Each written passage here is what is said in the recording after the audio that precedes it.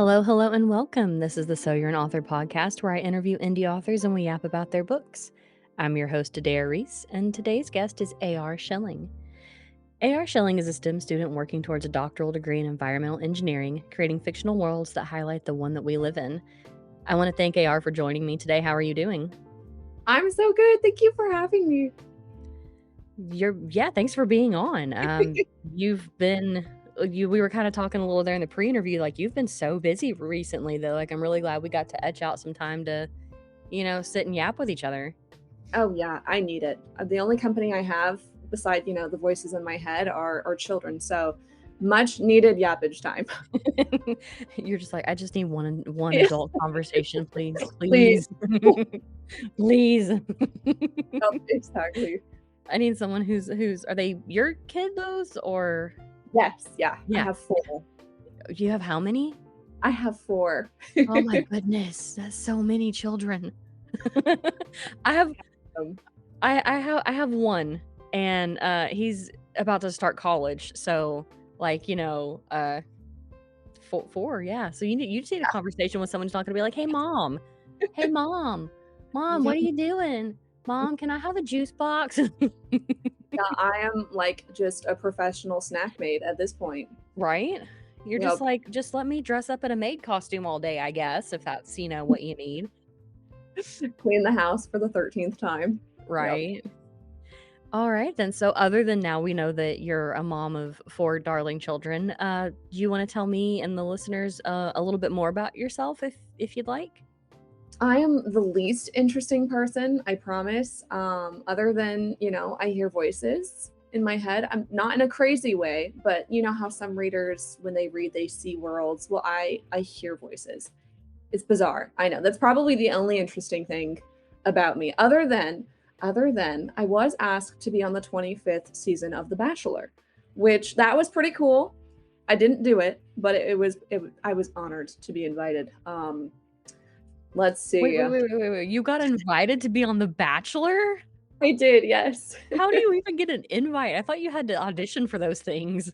There was a scout that had reached out to me at the time. This is when I was like really, really big into creating content online, and I was a semi-big content creator. Don't ask me what I did. It was very cringy. I try not to remember this time in my life, but they liked the content. They thought I would add a level of spice to the show, and so they reached out to me and asked if I wanted to participate. I declined because at that time I had just met my now husband, and obviously he was like, I don't think I want you to go on a TV show and compete for a man when you have one. I'm right here. So yeah, that's my life. I'm either doing nothing or I'm getting invited onto reality TV shows. So, girl, that is wild. I need to remind the listeners. Whoop! I just hit my keyboard. Dear Lord in heaven, please don't stop recording or anything. I need to remind my listeners that I don't do a lot of research on my authors before I interview you guys. I check for very few things. One, do you have AI usage on your profile, even though you told me you don't use it? B, are you in any controversies that I just, don't think would be good for the show? And like the other one is just like if I think we're like gonna vibe and everything. So I knew none of this about you coming into any of this. Yeah. Oh, that's crazy. It is. It was a time. It was a time to be alive, that's for sure.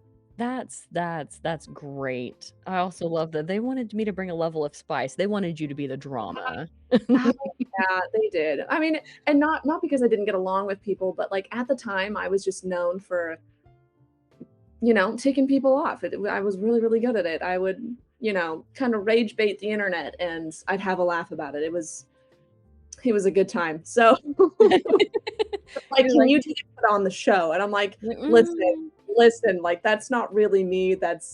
I'm not like that in real life. I would be terrible on screen. Okay. On the big screen. Please don't make me do that. Right. Plus, then, like, you don't want that to be your whole brand, you know, No, is, "Oh, you're, no, like, the bitchy girl from The Bachelor," you know? no, nope. I was like, "Oh gosh, no." I don't know how into, like, America's Next Top Model you might have been, but, like, going back and, like, rewatching the documentaries that have come out recently, like, the fact that they took a lot of those girls and were like, "No, this is the kind of character you're gonna be, and we're gonna edit it to make it look like this is how you are," and then none of them were able to get jobs after, like, that's a terrifying thing about, Well, like, reality TV stuff. yeah, and modeling too, because I've been a model since like 2016, and the industry is absolutely brutal. There was one time I walked onto a set, and the stylist had just gotten done with my hair and my makeup, and I did a couple poses for the photographer, and he's like, "You can go," and Ugh. I was like slotted for about an hour, and he didn't like the fact that the makeup didn't cover up all of my freckles. He didn't want a face What? with it was, and yeah, I was yeah, that's the industry. Like Okay, you sorry, I didn't mean to interrupt you, but I was gonna say, honestly, though, like, thinking back to, like, 2016 era makeup and stuff, yeah, freckles were not as in as they are now, like, you have people who are, like, henna doing their freckles or getting tattoo freckles and everything now, whereas I remember back in 2016 that, like, it was all super matte, super full face yeah, glam, like, you could yeah, not show a single pore on your face, so that tracks, actually. mhm. That tracks. Yeah, yeah, my flabbers were gasted. Oh, yeah, I bet. Mine would have been too. I'd have been like, "Excuse me?" Yeah, and then by the time freckles are in, I'm already a mom of 4, and I'm like, "Well, what the heck?" Right? Now you're just like, "Oh, okay. I Um, guess. That's yeah, fine." yeah, I was like, "Eh, it's alright." Yeah, So so totally fine. Um, so, when did you start writing? Like, was it something that you kind of always did, like, as a kid and you just kinda kept with it? Did you start when you were a little bit older? Like, kinda what got you into it? I have always been a writer. I grew up in a military family, and I wanted to be a military journalist. So from the age of I don't know how from the age of 4th grade, however old that is, I had been writing 10 plus page papers. Anytime we had a writing assignment, I just thrived off of that. And I still have all of my paper projects. I would always write from like the perspective of a soldier or like the perspective of a general or just these wild, crazy stories about how I had like conquered World War III, just this Mhm. 10-year-old girl version of me. Um, and I took that as I got older, and I was like, I think I want to like I want to interview soldiers. I want to interview police. I want to interview people from this side of the world that see things that we don't see on a day-to-day basis. And they told me, they're like, okay, well, you could go one of two routes. You could go, where you go to school for English and you try to get a journaling job for a publishing house or, newspaper station, but that's very competitive. Or you could just go into the military and be a journalist in the military. Mm. So I had gone to college and or community college, and my plan was to go into the army right after I got my associates. I got like one of those little general education just to kind of help ramp up my package, so to speak, or to make me more appealing so that they would give me the job that I was wanting. But by the time that I had finished, I had one semester left, and I talked to my recruiter. He was just like, "Hey, so we're ready. We're gonna send you to basic this summer. We just need a waiver for medical, like your medical clearance, before we Mhm. can make this official." And I bring it to him, but my doctor in the forms, which I didn't know, had told them that I have a heart condition, which I do. But it's one of those things where the heart episodes don't affect me very much anymore. They were really, really prominent when I was younger, but it's kind of one of those things you can grow out of over time. Um, but they made it sound like in the paperwork it was just kind of like this is something she's going to have forever, and they didn't specify that it's the episodes aren't truly relevant when you're an adult. And all of that work that I had done was basically null and void because they're like, we're gonna have to disqualify you from enlisting. Oh, geez. And so I sat there and I'm like, what do you mean? This is my whole life. Like this is what I was born to do. I was born to write. And so I did a complete 180 and went into the medical field. I worked at a hospital for a little while. I hated it. It was, you know what? I didn't hate it. It was an experience, it was an opportunity, but I missed just the creative side of living.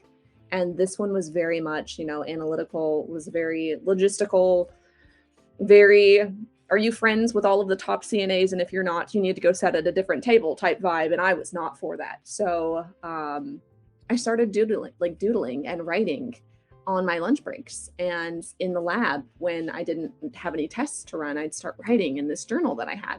And like the more I wrote, the more I was just like, oh, I kind of want to write a book. I have enough time, like during the day, during the hours, that I should try to write a book just for fun, just to see if I could do it. And I did. It was awful. I will never publish that book. It was awful. But I wrote a book and I started to think, I think I could like make a living from this. And where I got that confidence from, I will never know. But there was never a moment, even reading, my terrible, crappy lunch break book, there was never a moment where I thought, I can't do this. From the get-go, it was, I'm gonna write a book and it's gonna be the best thing people have ever read. And that's what I'm gonna do now. But I love that. I love that you've always had the confidence of Yes. I'm gonna be successful at this because I have never had that confidence a day in my life. I'm like, oh, my writing sucks and nobody's gonna like it and everybody hates it and everybody hates me and like I'm just like, oh, well, turns out that's not true. That's not Not true at all. at I all. just need to finish my books and put them out there and people would like them. Yep. Uh, I mean, you know, Yeah, we'll I get mean, there. people like the Facebook soap opera ads. I mean, Oh my people are god. gonna like your book, you know what I mean? And when I say people, it's me, I'm people, not the AI ones. I like, the real actors, the ones with the cringy acting skills. Love them. Love them to pieces. I would sit Man, there and watch their stuff all day. I would get so sucked into those on TikTok. Not the Yes. AI ones, because the AI ones are awful. Like they're Yeah. just horrible. But some of like you said, like the verticals that are like the really shoddy, like Yes. I like to call it early 80s or not early 80s, late 80s, early 90s soap opera acting. Yeah. And I'm Yeah. just like, you just get enthralled. I'm like, what do you mean that the Yes. alpha's Luna is cheating on him with his brother's cousin's second uncle or Oh, something? yeah. Like, Yup, yup. I my husband's like, "What did you spend $40 on?" I was like, "Oh, these reels." He's like, "What?" you're like, don't worry I about had it. to know what happens next, Yeah, okay? you're like, "Don't ask questions you don't want answers to." That's not how we roll with that. Yeah. Well, that kinda transitioned into my next question was, did you always wanna be an author? And while not necessarily yes, yeah, kind of. I I've always wanted to write stories that captured the world we lived in. Mhm. Growing up, I thought that was gonna be the more brutal, violent side of the world. But then as I got older, I kind of just grew an appreciation. I mean, my mom, even in the army, she's always been a hippie. So like I've always had this appreciation for nature, and I'm like, you know what? There is so much bad on the TV. I want to create something that makes people smile when they think of the world that we live in. And Yeah.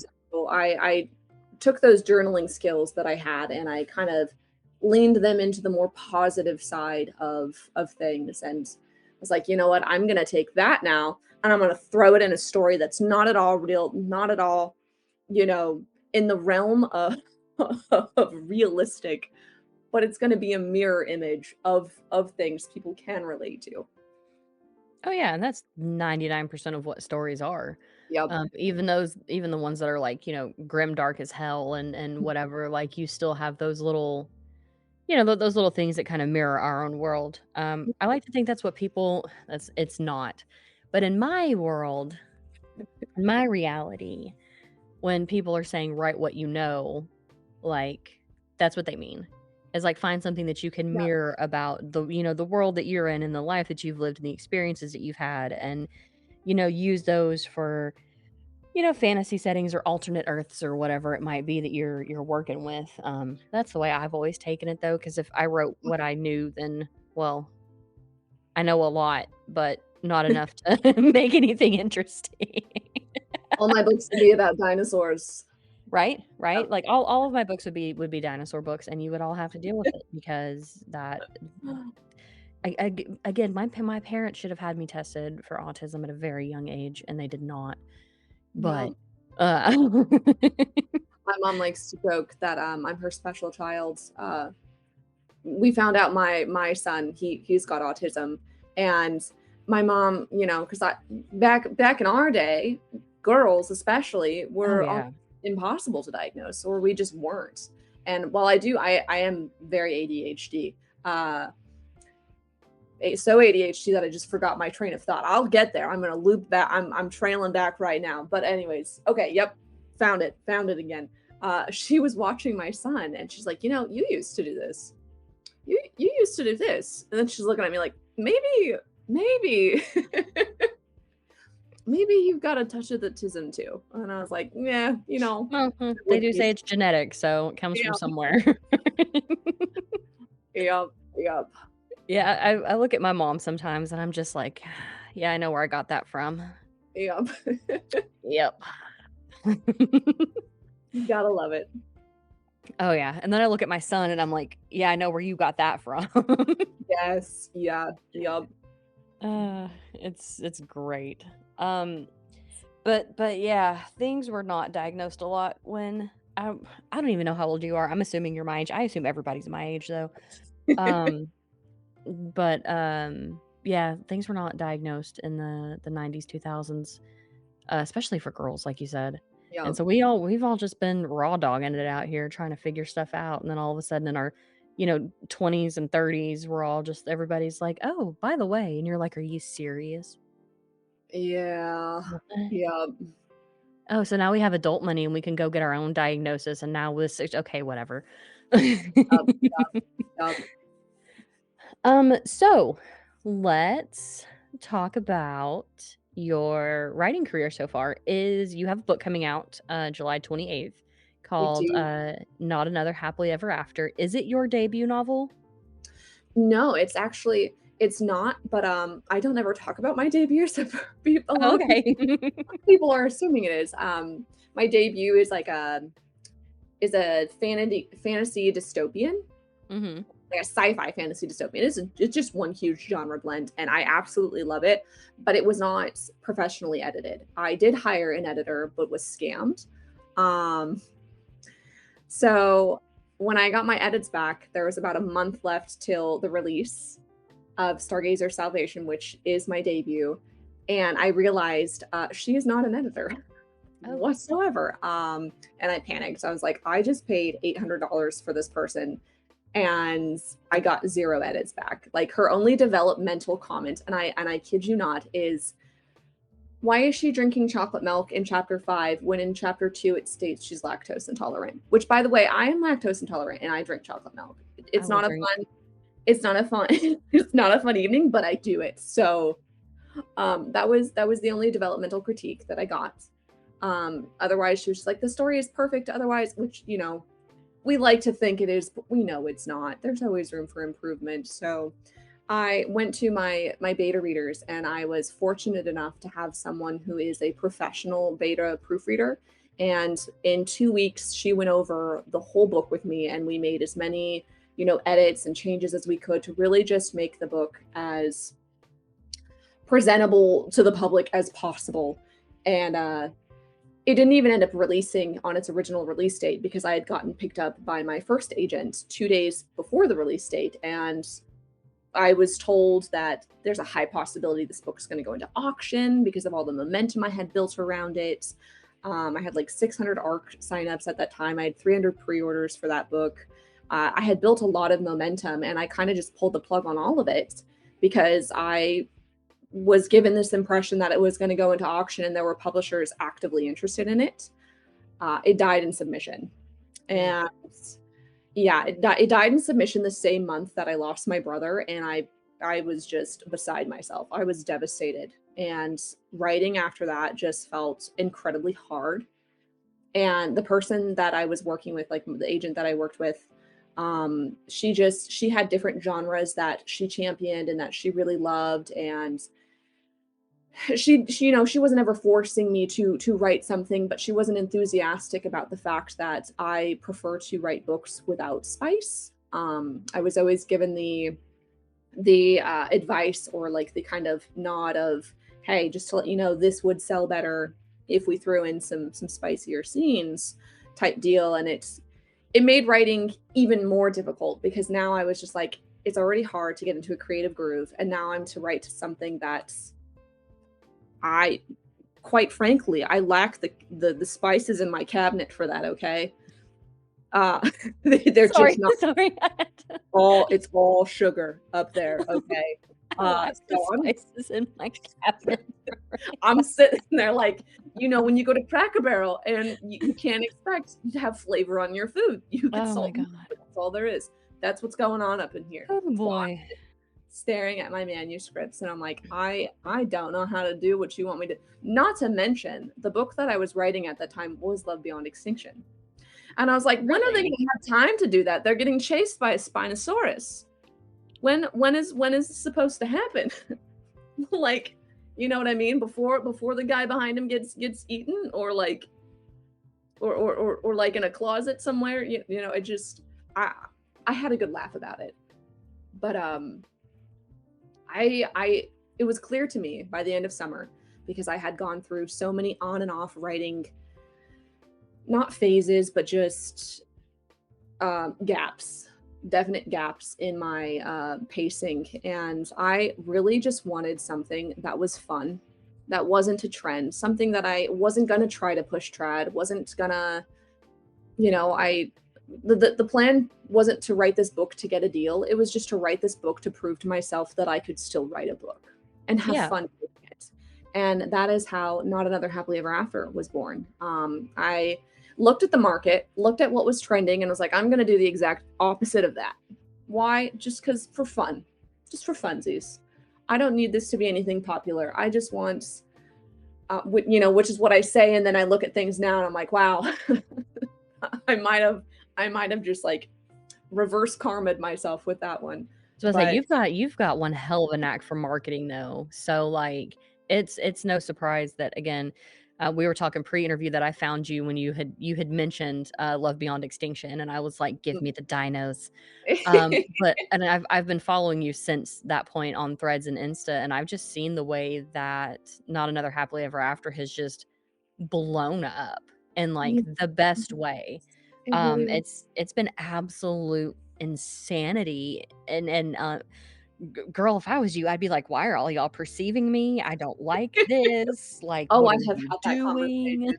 Yup, with myself so many days. Like, I'll just go into the bathroom, look at myself. I'm like, people are looking at you. I mean, not right now, not in the bathroom, but people are looking at. They're thinking of you. They're Yeah, thinking about you. yeah. And it is a surreal feeling, but like, it's I it's a position I got put into not on my own. I have the best artists that Yeah, I'm your working artists have product. been Oh yeah, they're so great.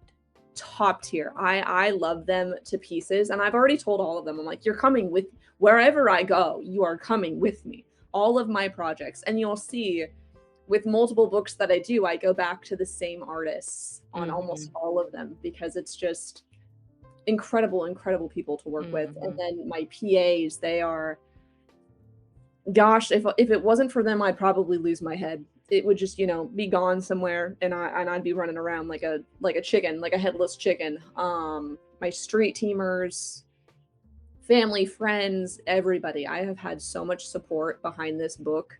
People teaching me, like other authors teaching me tips and tricks and things that have worked for them. And I I genuinely think the if I were to give anyone any advice, it's just to be grateful for all of it. Oh, yeah.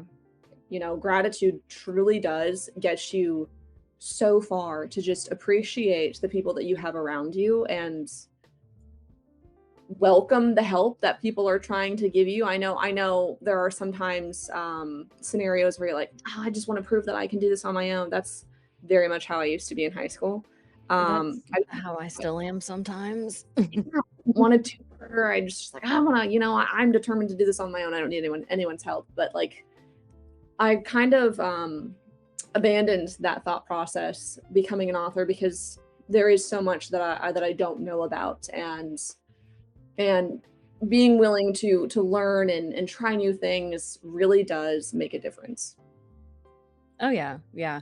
You'll be the 12th author that I have interviewed at this point, and I have learned something from every single person that I've talked to. I have Mhm. learned stuff from um, the authors that I follow all over Threads, because Threads is kind of where I live. And yeah, like, and accepting help has been always been a hard thing for me. So like I can understand why, some people are like, I get how they feel. They're like, no, I want to do it by myself. I gotta prove that I can do it by myself. Guys, just ask for the help with stuff, please. It makes life Yeah, so much easier. yeah. I promise. Not all of us authors are scary. We love help. A lot of us are not Yes. gatekeepers. We will tell you, you want to know what program I write with? Yeah, it's called Emberwrite. It's the coolest thing I've ever written with.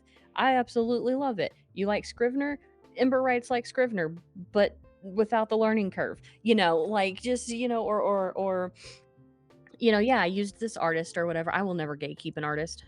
I know Oh, some people do because they're like, I don't want my artist's queues to go up so I can't get my art fast enough. No, girl, I'm going to throw everybody I have at any of my favorite artists so that way they thrive just as much as I'm thriving. exactly. That's the Yeah. way I look at it. Like if you really truly value them as an artist and you value their time and their skills, like you want them to succeed. Oh, yeah. And like, even as me as an audiobook narrator, um, like, if I don't think my voice or my accents or whatever is going to be like a fit for an audition or whatever, but I know somebody in the narration community who would be, I'm Yeah. going to tell you to go get in touch with them. Yeah. Whether I get the job or not, like, if I can help them out because they're going to fit that better, hell yeah, I'm going to tell you, like, I'm going to tell you about them. Be like, you need to go hit up so and so because they're going to be able to do what you want where I can't. Yep. Like, Yep. that's Being just being an author and an artist really is just a community affair. I mean, it can feel creating in itself can feel very isolating and lonely, but mhm.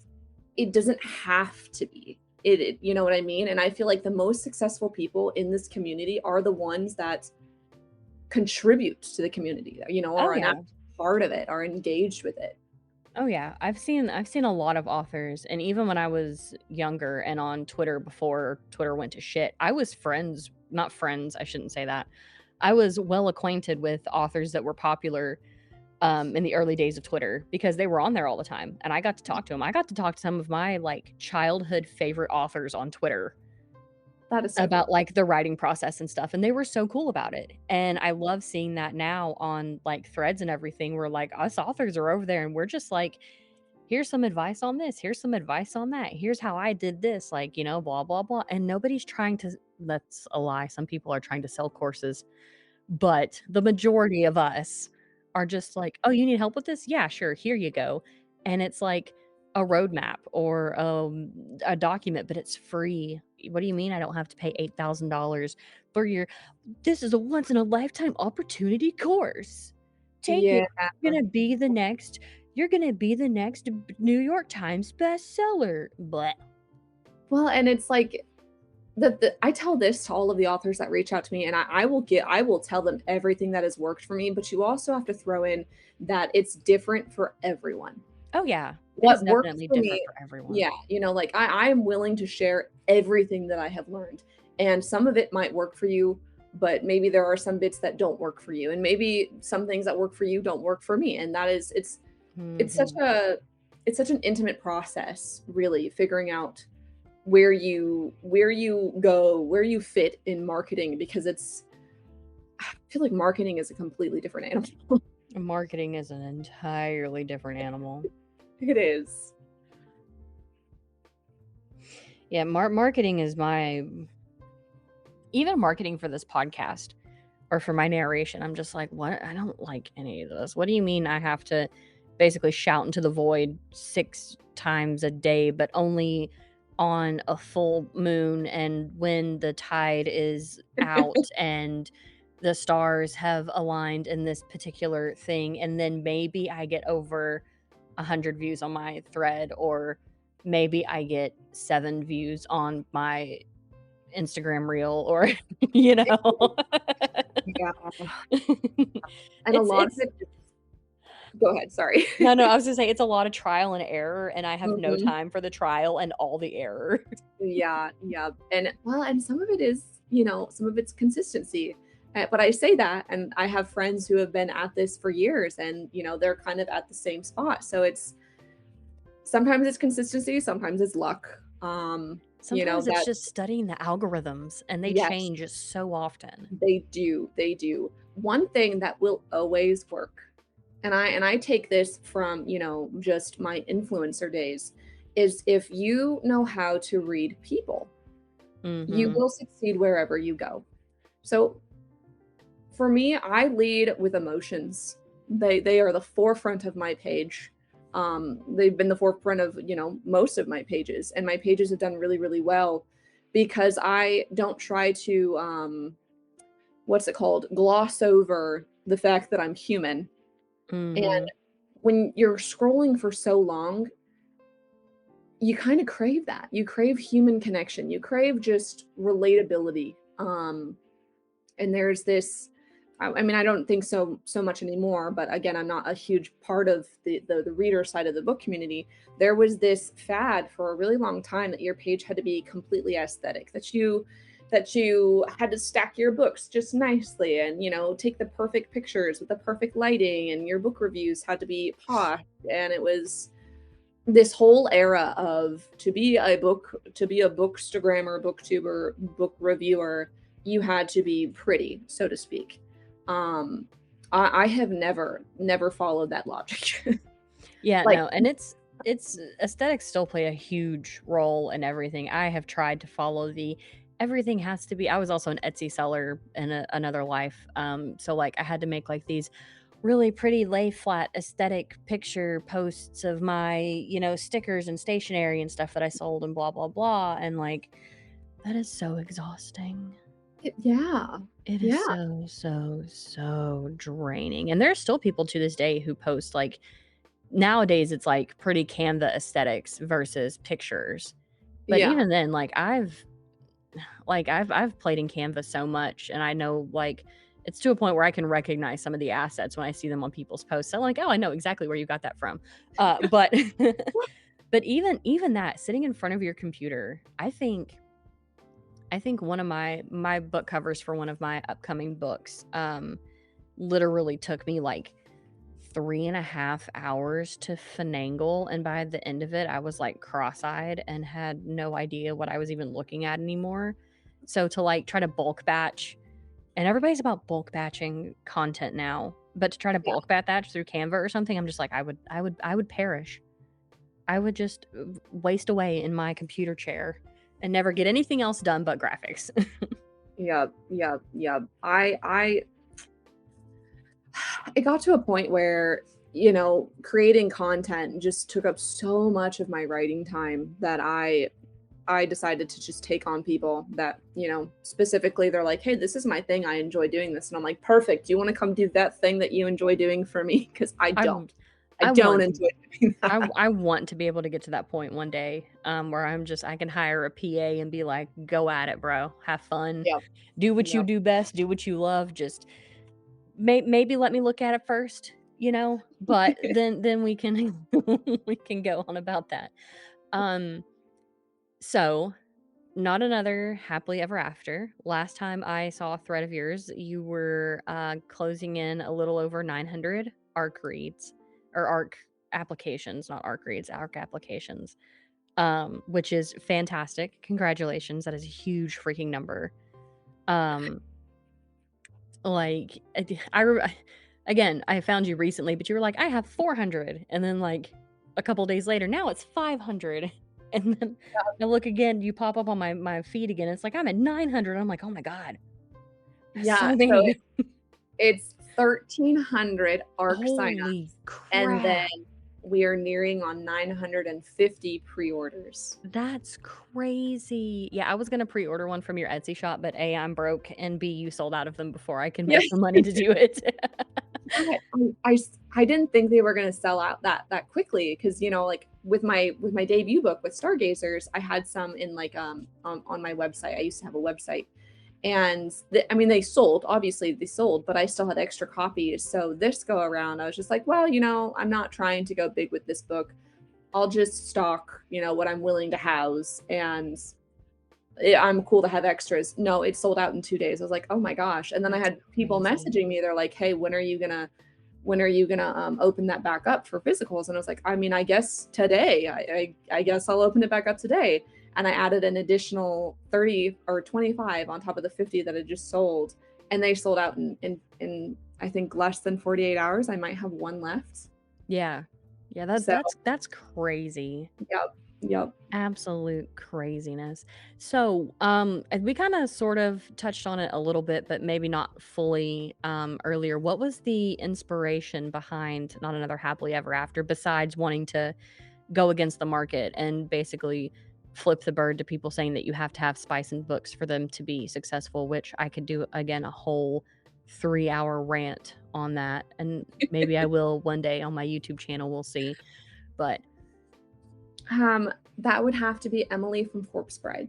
I am Tim Burton is my he is my creative idol. I absolutely adore his work and his, you know, artistic vision. I think it's beautifully done and the storytelling is just chef's kiss. That being said, I did think that Emily deserved to have a love interest that was hers, that was devoted to her. And that is kind of like where this original concept came from, where she, you know, she has this painfully shy knight that is just utterly devoted to her, but he can't speak to her.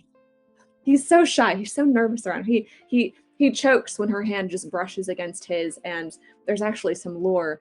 There, I won't spoil anything, but everything there is so many layers to this story. So there is, you know, Corpse Bride, but then there's also like this cursive version of Shrek kind of nod to all of these different fairy tales mashed together throughout the story, and you'll see that, and there will be reference to there's reference to Snow White, there's reference to Alice in Wonderland, there's reference to the Grimm brothers. There is so many different stories are like just brought up in small different commentary or in visuals. And I loved Shrek, I loved Corpse Bride, I loved the idea of just taking something and turning it on its head and having a blast with it. You know, I wanted to create characters that weren't to trend, weren't to market, were just adorable and quirky and lovable in their own way. And yeah, that's not another happily ever after was born. I love it. I think I do love, your main character and the knight. His name is Frog, right? Yes, his name is Frog. Which is so great. I love that. Uh, I absolutely love that. But I think you have another. I think it's in this one. You have another set of characters. They look like redheaded twin brothers. Yes, yep, that's Yeah, Merrick and they Morden. they remind me of Tweedledee and Tweedledum in the best way. So Yes. Yep, yep, yep. so, like, when you said Alice in Wonderland, I was like, "Oh, okay," because like, that's just I've seen your videos of, like, some of their banter, and I'm like, "That is 100% A, how I always pictured twins to be, and B, they remind me of Tweedledee and Tweedledum in the best way." Like, Yep, yep, so that's so great. yep. I've been told from, you know, early readers, like alpha readers, that the book is very nostalgic. It has a very nostalgic feel to it. And it really throws you back into a fairy tale, but it's like, you know, it's a fairy tale for an adult.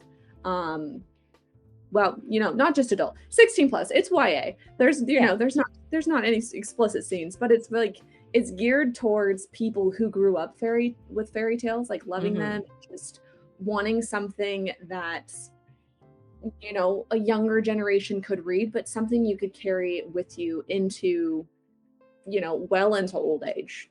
Yeah. Um, that is the commentary I've gotten on it. But I've also been told that the twins, the you know, the band of knights, are kind of like the guys from Mulan.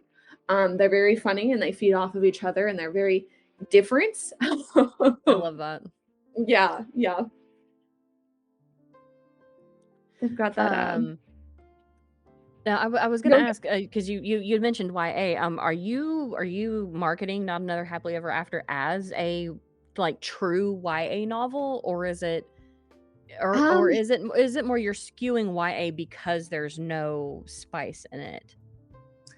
So when I originally started with, you know, marketing this book, it was like a YA twisted fairy tale. And that's kind of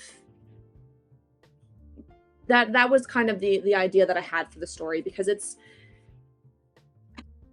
dark. It's a very dark whimsy, but it's not something that you know, a teenager couldn't read. And so in my mind I was just like, well, you know, I mean, it might as well be YA because this is the starting threshold. But then as I started to talk to more and more people who were reading the book, they're like, I mean, it could be, but it also feels like it might be new adult based on, like, you know, the verbiage and kind of just the darker Tim Burton atmosphere that's going on. And I was like, oh, okay. So right now we are calling it a YA-NA, like formally. You know, I was just curious because I don't think there's been any recent discourse about it or anything. But I just feel like I'm trying to think of how to word this. So I feel like a lot of people when they see something YA, they're expecting it to like I said, skew a little bit younger. But I always felt like, just based on looking at the art of the book, again, I haven't read anything of it yet or anything, that it would be more like adult, just without the spice part of it. I hate that you know what, let me rant for half a second. I hate that we can't call something an adult novel without people automatically assuming adult means there's sex in it. Yeah. Like, and it bugs the ever-loving, excuse my language, fuck out of me.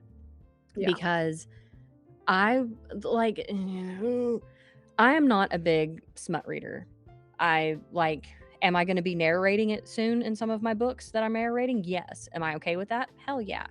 But I am much more of kind of what you've got going on with this, with, like, you know, the Mr. Darcy, you know, hand thing, or the longing and the yearning and all of that.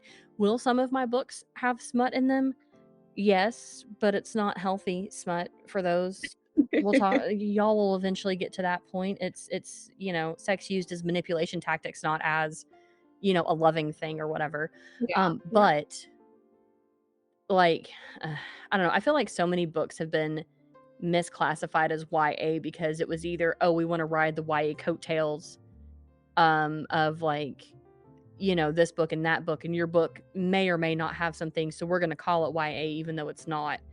Whereas, like, I think it should just be like, you know, new adult is a little odd to me too. I'm not gonna lie. Yeah, it's very new. Yeah, it is. Obviously, new adult. yeah, literally. Like, well, because again, to me, YA means the author set out to write it for somebody between the ages of 12 and like 17. And then once you hit 18, really, honestly, it should probably once you hit about 21, but that's a whole other discussion in my brain. But like, typically, once you hit 18, that's when you're expected to move out of YA and go into just regular novels. They didn't even have an adult like tag to them. It just used to be you would go from wandering around the YA section at Barnes and Noble over to fantasy, or over to horror, or over to this, or over to sci-fi, or over to romance, or what. So I just think it's very weird that we've, like, all of a sudden got this like new adult, or, you know, things that are, I'm not saying your book obviously, but things that are like young, like, are being marketed as young adult, which are actually just regular novels, you know? Yeah. Sorry, I had to go on that rant for half a second. My apologies. I still on a soapbox. You don't even worry about it. I have been coming, like, so, you know, obviously the title of the book is Not Another Happily Ever After, and I have put it out there more that I was just like, this book does not get a traditional happily ever after. But you still have people that are like, well, but it's a romance. It's like, no, it's a love story. And they're like, well, what's the difference? It's like, there's a huge difference. There's a huge difference between a love Huge, story and a huge romance. A romance promises something that this book does not guarantee. In this book, you know, like we'll you know what, we'll make it fun. We'll do a book 2 title reveal for the podcast. The book 2's title is Into the Ever After, and I'll let people use their imagination as to what they think that means. But like the book, people see romance and they see all of these fantastical fairy tale vibes, and you know, they just assume that it has to follow these guidelines. And I always feel I always feel some sort of way when I'm like, no, it does have all of these things, but you know, you're not going to get that. And it's kind of like you're met with either, okay, you know what, I'll give it a try, or you're met with well, that's really sad. Or there was one person that was just like, that's really crappy of you to write a story like this and not give us this. And I just wish that people could adore love stories and, you know, all of the fantastical things that come into fairy tales, and without the expectation that it's going to end the way you want it to. Some of my favorite fairy tales do not have romance in them. There's no like romantic element to them at all. Yep. So I feel like, again, this is also a market thing with the current market that I think we're in, where everything is expected to have everything has to be hope core. Yeah. Without people like knowing what they really want from something hope core. They want everything to have a happily ever after, which I get. Yes. In the world we live in, yeah, spoon feed me all the hope core you can. But at the same time, like, I think people have forgotten the nuance of what a love story is versus just a romance. And again, you could also tie that back to the spice thing, but we're moving past that horse. I think I've beat it enough with the YA and the again, I just need to sit and script out a 4-hour YouTube video on all of this stuff.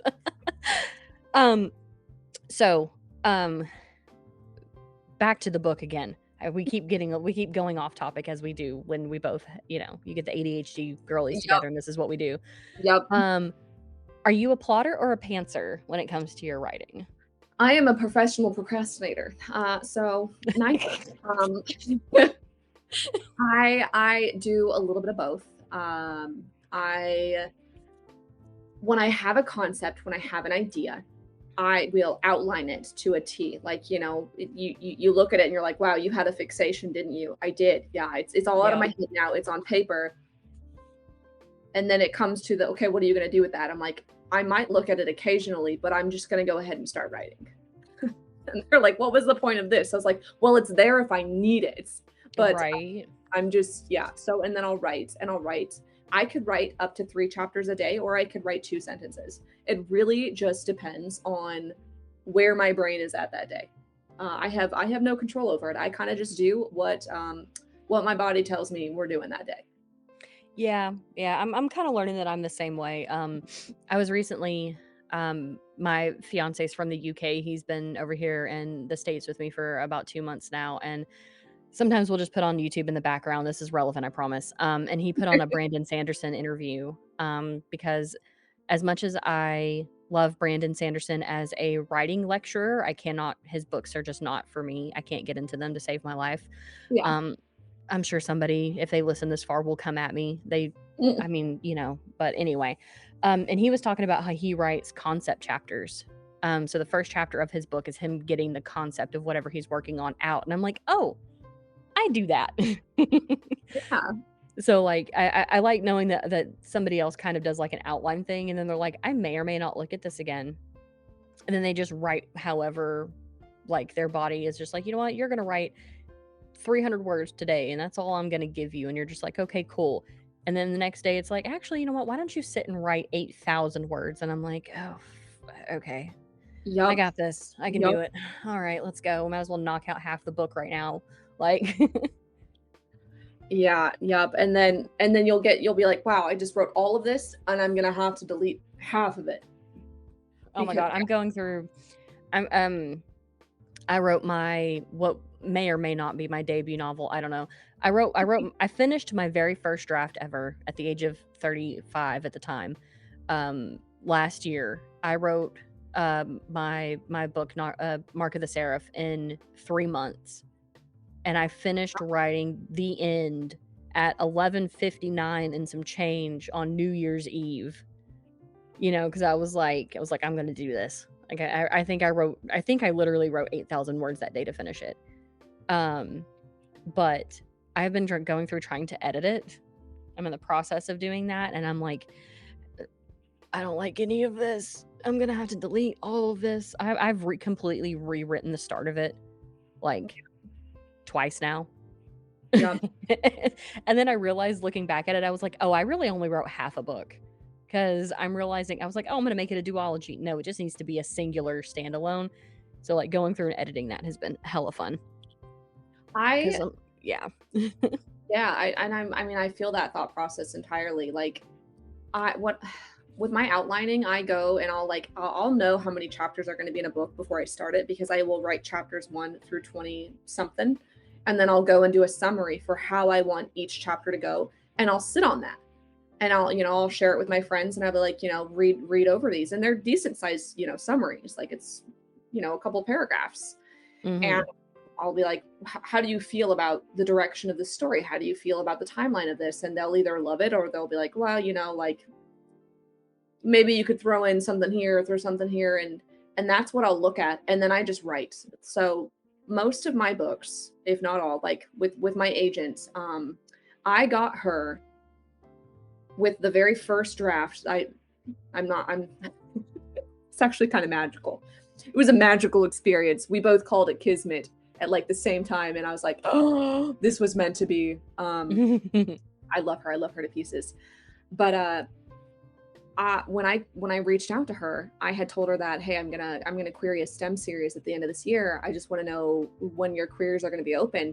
And she's just like, is this Love Beyond Extinction by any chance? And I'm like, yeah, it is. And she's like, can I read what you have now? Because she was just like, I've been following you and I've been obsessed with this book and I want to read it. I had only had 3 chapters of that book done when she asked for it. And I was just like, okay, there's only 3 chapters. She's like, that's fine. Just send me what you've got. So I sent her the 3 chapters, first draft of them, by the way. She's like, could you add 3 more and a synopsis? I wrote the next 3 in a week, sent it to her. Again, first draft, sent it to her. And she's like, this is your first draft. I was like, yes, it is. I apologize. She's like, I have never seen a more polished manuscript. I love that so much. This is phenomenal. I was like, wow. Okay, cool. Because that's how all my other books are too. Like, Not Another Happily Ever After. Of course, there are dev edits changed, but everything that people are reading is a polished version of the first draft. Yeah. Yeah. So I write it, and then I will have my editors go in and be like, restructure this sentence, add something here, remove that. But the bones of the story is all just from the first draft. Straight from the book. You're one of those magical people who can do that. Like, I write when I'm possessed, is the way that I call it. So I'm like, all right, like right now my sci-fi horror novel is like possessing my brain. So like I'm gonna eventually work on it when I'm not narrating things, which will be a hot minute because I'm almost booked out on narrations for the rest of the year. But wow, like, congratulations. Like, thanks. But like I've been like itching to get to it. But like I know I'm gonna write it. I've already written part of it.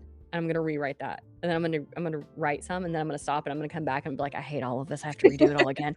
So like, I love that you're one of those people who's like, no, here's a first draft, and it's not flawless, but it's really good. Yep. And so I have just a couple things here and there. By the way, I really need you to finish Love Beyond. I need you to release that, please. I need my dinosaurs, man. We don't talk about Jurassic World Rebirth. I haven't even watched it because I'm just like, I don't want to. So I need yours to come out like now. Yep. We are pushing that one. I mean, I have so much exciting news going on behind the scenes that I'm not allowed to talk about yet. I know. I've seen your like, oh, and I'm just like, oh, I don't want to know. Yes, yes. But Love I'm Beyond need an ARC link to that, please. Or not an ARC link, but like an alpha link to that or something, please. So I will be able to, as far as I know, I will be able to take on alpha readers for Love Beyond Extinction. I don't know But anything about I think you're the first person I've talked to who's actually working with an agent. So I don't know how much you're allowed to do and not allowed to do once you have an agent and a publisher or anything like that. I don't know. So if I ask anything I'm not supposed to, please let me know. I just don't know how that process works. there are things. So like obviously like when we say things like vague publishing news, we can't go into details about those types of things. But when it's like with Love Beyond Extinction, this is something we are putting through submission. So there's not like any it's not with a publishing house right now. So there is no, I don't have to refrain from talking about it. I am basically free to talk about it at my leisure. I can tell people whatever I want to tell people about it. Should I? Probably not, because the more mystery you can build around a story, the more you can intrigue people to want to read it. But I feel like that goes with indie authors too. So are you? Are you publishing Not Another Happily Ever After through a trad pub, or are you indie pubbing it? It's going to release as an indie release. Okay. Gotcha. I was just curious because I was like, wait a minute, did you get a trad deal? And I just like missed that entirely. Not that would have like disqualified you from being on the podcast or anything, like not at all. But I was just like, wait a minute, did she? And I just like missed that post because I feel like that post would have been all over my stuff if that had happened. Yeah, there are things going on behind the scenes that I can't talk about, that I can't disclose, but it is releasing as an indie on the 28th. Gotcha. Cool. You know what? I totally forgot to ask you if you wanted to like even read like the back blurb of the story, but I feel like at this point, we've kind of talked about it enough. And like I said, your social media presence has been absolutely amazing. So hopefully anybody listening to this, will definitely check you out there and kind of get to see everything. But also I know that your fans are hopefully going to eat this episode up and absolutely love hearing you like talk about it more and all of that. And so, yeah, so you don't have to, unless somebody is, I hope they would listen an hour in to finally hear the blurb of your book. I have a really amazing community. I feel like they'd be hyped just to listen and chat with us, or even just to listen to us chat. Yeah. Incredible. We've been chit-chatting here for about an hour. Is there anything else that you want to talk about, you want to bring up, other than vague news that we can't talk about? Because now I'm like, what do you mean? What is going on? I want to know. You can just tell little Adair. She won't tell nobody. Well, I'm joking, by the way. I'm joking. Totally good. There is one thing that I can like kind of leave the podcast off with, and it is I have officially signed a contract with the Darling Embers. For those who don't know, she is a fine jeweler who crafts rings and necklaces and bracelets themed around books. So like she's got one piece with Sarah J. Maas. She's worked with Katie Roberts. There are a few authors that she can't announce yet, but so she's going to be creating a piece for Not Another Happily Ever After. I was just about to ask, are we getting a piece for Not Another Happily? Yes, we are. That's so exciting. I love that. I already know the scene that we're going to do it off of, and it's going to be so pretty. I just know it. Call me when she does one for Love Beyond Extinction, please, so I can like scrape all of my I can't say pennies anymore because pennies don't exist anymore apparently, so I can scrape all my nickels together. Yup. A dinosaur. That is so hella exciting though. Oh my god, I love that so much. I absolutely love that for you. Everything's been so exciting recently. Yes, there's so much going on. I have loved watching it all unfold, and just like a hell yeah, girl, get it. Like that's every time I see one of your posts, I'm like, she's doing so good. I'm so happy. Having a blast doing it. Good. Hey, honestly, that's all that really matters. To be like 100% honest, is just like you're happy, your family's happy, like you're having fun. I think so many. I'm gonna go on a tiny mini right here. I think so many authors forget that this is supposed to be. You're supposed to have fun with your creations. Yes. Like, yeah, I know we have to market stuff, and it sucks. Marketing is the bane of all of our existence. I've heard recently that even trad pub authors still have to market their stuff depending on what their contract says. So Yes. like marketing, all of us hate it. We all hate it. It sucks the life out of us, but we can still be happy about everything, you know? Yeah, yeah. I think that's where I was going with that. I don't really remember. I don't know. The ADHD kicked in about halfway through there. But I feel like, that, I feel that.